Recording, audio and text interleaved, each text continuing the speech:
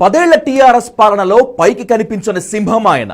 కేసీఆర్కి కళ్ళు, చెవులు, ముక్కు అన్నీ ఆయనే. ఆ 10 ఏళ్లు తెలంగాణలో ఐపీఎస్ ట్రాన్స్ఫర్స్ నుంచి కానిస్టేబుల్ రిక్రూట్మెంట్ వరకు అన్నీ ఆయన కనుసనల్లోనే జరిగాయి.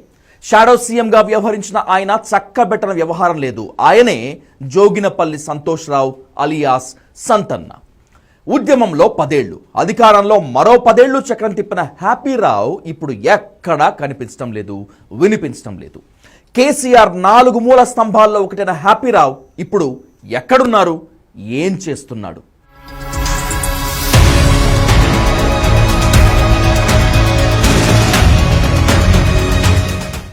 ప్రముఖ జర్నలిస్ట్ రాజ్దీప్ సర్దేశాయ్ ఓసారి కేసీఆర్ ముఖ్యమంత్రిగా ఉండగా కలిశారట. ఆయనతో కలిసి భోజనం చేస్తున్నప్పుడు ఓ వ్యక్తి కేసీఆర్కి వడ్డించటం, తుండుగుడ్డలు అందించటం, కుర్చీ సర్దటం, ఇతరత్రా పనులు చేస్తున్నాడు. అతనెవరో పనివాడు అనుకున్నాడట రాజ్దీప్. సర్దేశాయ్ తిరిగి వెళ్తున్నప్పుడు ఆ వ్యక్తి పరిగెత్తుకుంటూ వచ్చి తనను తాను పరిచయం చేసుకున్నాడు. తాను జోగినపల్లి సంతోష్ రావునని, రాజ్యసభ ఎంపీనని చెప్పుకున్నాడు. ఒక్కసారిగా ఆశ్చర్యపోయాడు సీనియర్ జర్నలిస్ట్ రాజ్దీప్.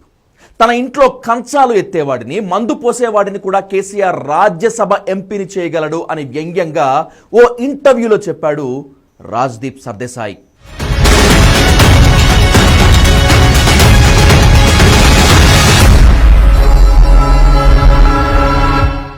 కేసీఆర్ వ్యక్తిగత సేవకుడిగా వ్యవహరించిన సంతోష్ రావు తెలంగాణ ఏర్పడ్డాక తన విశ్వరూపం చూపించాడు. కేసీఆర్ సీఎంగా ఉన్నప్పుడు అపారమైన అధికారాన్ని అనుభవించాడు. కేటీఆర్, కవిత, హరీష్ రావు ప్రత్యక్ష ఎన్నికల ద్వారా చట్టసభల్లోకి అడుగుపెట్టి చక్రం తిప్పితే సంతోష్ రావు మాత్రం రాజ్యసభ ఎంపీగా నామినేట్ అయ్యి మొత్తం తెర వెనుక చక్రం తిప్పాడు. తెలంగాణ ఉద్యమ కాలంలో కాంట్రాక్టర్లు, రియల్ సంస్థలు, కార్పొరేట్ కాలేజీలు, ఆసుపత్రుల నుంచి వసూళ్లు చేసేవాడు సంతోష్. 2014లో అధికారంలోకి రాగానే సీఎం కార్యాలయాన్ని తానే నడిపించాడు. ఒకప్పుడు మిడ్ మానేర్ నిర్వాసితుల కోటాలో నష్టపరిహారం, ఇళ్ల స్థలం పొందిన సంతోష్ తెలంగాణలో అధికారం వచ్చిన తర్వాత ఇక వెనక్కి తిరిగి చూసుకోలేదు. కేసీఆర్తో మాట్లాడాలంటే మొదట సంతోష్ రావుతో మాట్లాడాలి. సంతోష్ కాల్ కలిపి ఇస్తేనే కేసీఆర్ మాట్లాడతారు. కేసీఆర్కి ఏమైనా చెప్పాలి అంటే అది సంతోష్ ద్వారానే చెప్పండి, చెప్పి తీరాలి. ఓ ఫైల్ పై కేసీఆర్ సంతకం చేయాలంటే అది సంతోష్ చెప్తేనే జరుగుతుంది. యూనివర్సిటీ వైస్ ఛాన్సలర్ల నియామకం నుంచి ప్రైవేట్ యూనివర్సిటీల అనుమతుల వరకు, ఐఏఎస్, ఐపీఎస్ బదిలీలు, కాంట్రాక్ట్ దగ్గర 6% వసూళ్లు, రోజువారీ అపాయింట్మెంట్లు, పోలీస్ ఇంటెలిజెన్స్ సమాచారం ప్రకారం అన్నీ అతని కనుసన్నల్లోనే జరిగేవి. కేసీఆర్ చుట్టూ ఓ దడి కట్టి ఆ దడికి తాను కాపలాగా ఉన్నాడు సంతోష్. ఆ 10 ఏళ్ల కాలంలో సంతోష్ వేల కోట్లకు ఎదిగిపోయాడనే ఆరోపణలు ఉన్నాయి. ఒకప్పుడు డబుల్ బెడ్రూమ్కు దిక్కులేని సంతోష్ జూబ్లీ హిల్స్లో పెద్ద ఇల్లు కట్టుకోగలిగాడు. చేసే ప్రతి డీల్లోనూ సంతోష్ వాటా సపరేట్. ప్రైవేట్ యూనివర్సిటీలో బిల్లు తీసుకొచ్చి వాటి కేటాయింపులో తాను కూడా వాటాలు పెట్టుకున్నాడని సంతోష్ పై ఆరోపణలు ఉన్నాయి. గ్రీన్ రెవల్యూషన్ పేరుతో వందల వేల ఎకరాలు దత్తత తీసుకొని వాటిని నిదానంగా తన కబ్జాలో పెట్టుకున్నాడనే ఆరోపణ కూడా ఉంది. కేసీఆర్ని ప్రసన్నం చేసుకోవాలంటే సంతోష్ని ప్రసన్నం చేసుకోవాలి. అందువల్ల ఆయనకి అడ్వాన్స్ కట్టుకోవాలి. ఈ ఒక్క పాయింట్ పైనే సంతోష్ రావు ఎక్కడికో వెళ్ళిపోయాడు. తనెప్పుడు అందరిలా పైకి కనపడాలని అనుకోకపోవటం, ఓపెన్గా ఎస్టాబ్లిష్ కాకపోవడంతో కేటీఆర్, హరీష్ రావు, కవితలపై పడిన జనం దృష్టి సంతోష్ రావుపై పడలేదు. దీన్ని అడ్వాంటేజ్గా తీసుకొని ఎక్కడ వీలైతే అక్కడ కుమ్మేశాడు సంతోష్. ఎవ్వరు కనపడినా ఓ చిలకనవ్వు నవ్వటం, పక్షుల ఫోటోలు తీయటం, మొక్కలు పెంచటం, నాటించటం ఆయన హాబీలు. ఇవన్నీ చూసి మీరు సంతోష్ రావుని ఓ సృజనాత్మక శక్తి కలవాడిగా, ఓ సామాజిక దార్శనికుడిగా భావిస్తే పప్పులో కాలేసినట్లే. అవన్నీ బయట ప్రపంచానికి కనిపించే ఆకర్షణీయమైన లక్షణాలు. కానీ అంతర్గతంగా వేల కోట్ల కుంభకోణాలు, హవాలా ఆపరేషన్లు, ల్యాండ్ సెటిల్మెంట్లు ఇవే కనిపిస్తాయి. కేసీఆర్ హయాంలో సంతోష్ రావు ఇంటి ముందు ఐఏఎస్లు, ఐపీఎస్లు, సైంటిస్టులు కూడా లైన్లో క్యూ కట్టి నిలబడేవాళ్ళు. ప్రజాస్వామ్యంలో పొలిటికల్ పవర్ ఎలా ఉంటుందో తెలియాలంటే సంతోష్ రావు ఓ ఎగ్జాంపుల్. సంతోష్ ఆపరేషన్స్ చాలా భిన్నంగా ఉంటాయి. నేరుగా డబ్బు తీసుకోకుండా ఆయన చాలా వాటిల్లో వాటాలు తీసుకున్నాడనేటువంటి ఒక ఆరోపణ బలంగా ఉంది. ప్రైవేట్ యూనివర్సిటీలు, కన్స్ట్రక్షన్ కంపెనీలు, ల్యాండ్ సెటిల్మెంట్లు, ఇండస్ట్రీలకు అనుమతులు, ఇలా అన్నింటిలోనూ హ్యాపీరావుకి వాటాలు దక్కాయి. అంతేకాదు దుబాయ్, లండన్లో కూడా సంతోష్ రావు ఇల్లు కొనిపెట్టుకున్నాడని అప్పట్లో ఆరోపణలు వచ్చాయి.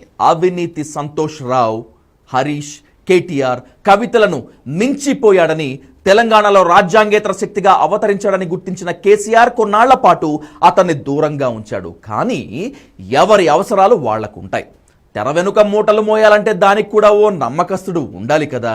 దీంతో మళ్ళీ కేసీఆర్ వద్ద సంతోష్ హవా కొనసాగింది. తింటే తిన్నాళ్లే, మనవాడే కదా అని కేసీఆర్ కూడా ఊరకుండిపోయారు. కేటీఆర్ మాత్రం తెలివిగా హ్యాపీరావుపై ఆధారపడకుండా కూకట్పల్లి నవీన్ రావుని తన అనుచరుడుగా పెట్టుకున్నాడు.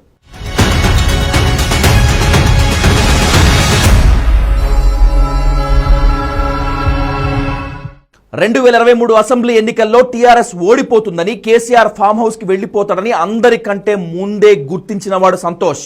అందుకే ఎన్నికలకు ముందే అన్ని జాగ్రత్తగా సర్దుకున్నాడు. ఎక్కడివి ఎక్కడ సెట్ చేసుకున్నాడు.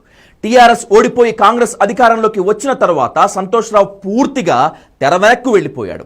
కేవలం కేసీఆర్కి సేవలకు మాత్రమే పరిమితమయ్యాడు. కాంగ్రెస్ అధికారంలోకి రాగానే కేసీఆర్ కుటుంబ అవినీతిని మొత్తం వెలికి తీస్తామని, ప్రతి వాడిని జైల్లో కూర్చోబెడతామని రేవంత్ రెడ్డి చెప్పిన మాటలు ఎప్పుడో అటకెక్కాయి.